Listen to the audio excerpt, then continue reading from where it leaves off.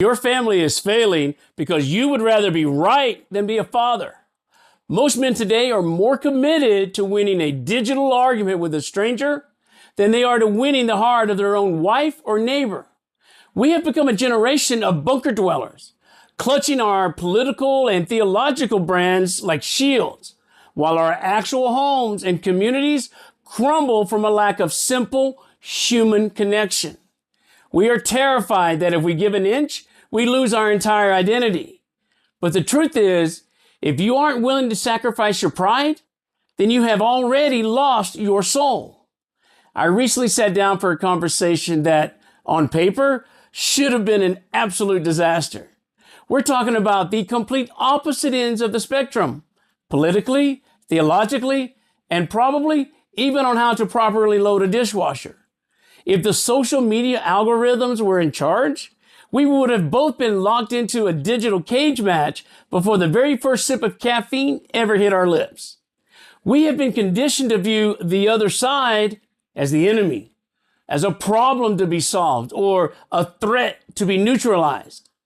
But instead of sharpened swords, we both brought open minds. Instead of coming to the table with a list of demands, we came with a sense of curiosity. And here's the wildest part. We actually agreed on many things.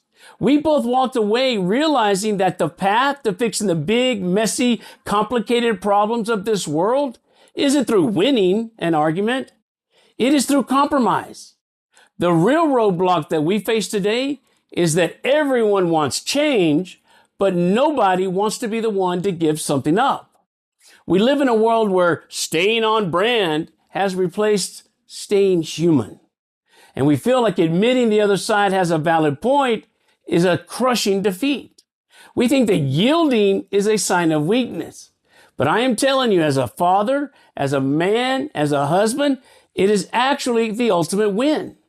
The world's unsolvable problems would shrink remarkably fast if we stopped shouting from our bunkers and started sitting across from each other with a peaceful heart.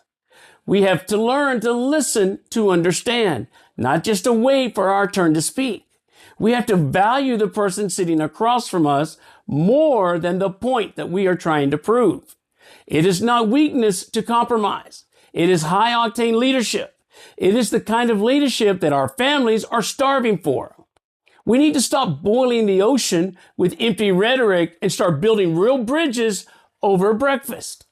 My brothers, look at your children. They are watching you. Are they learning how to hate from a distance? Or are they learning how to love up close? Are they seeing a man who is a slave to his ego or a man who is a servant to the truth? Your wife does not need a husband who can win a debate on Facebook. She needs a husband who can find common ground in the kitchen. Your children don't need a father who is a warrior for a political party. They need a family warrior who is a soldier for Christ. A man who is brave enough to say, I might be wrong, or tell me more about how you feel. Who are you grabbing coffee with this week to gain a new perspective? Who is the person you've written off that God is calling you to welcome back to the table? Philippians 2, verse 3-5. Do nothing out of selfishness or vainglory. Rather, humbly regard others as more important than yourselves. Each looking out not for his own interest, but also everyone for those of others. Have among yourselves the same attitude that is also yours in Christ Jesus.